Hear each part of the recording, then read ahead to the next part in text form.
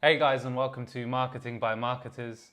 Today's going to be a super quick video showing you how to make your phone number a clickable link in your navigation bar on WordPress.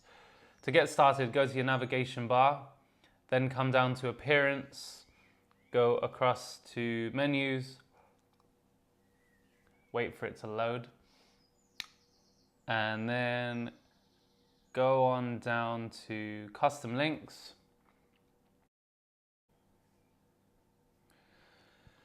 Get rid of HTTP and replace it with tel : and then your number, including the area code. And then below you just want your telephone number.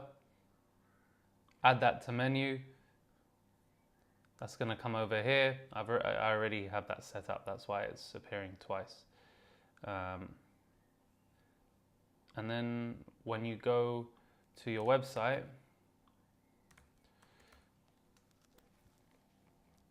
you'll see it. And there you see it's clickable and gives me the option to call it both on the phone and on the desktop. Okay, and there you go, super simple. I hope it helped. If it has, please like and subscribe for more of the same, and I'll talk to you soon.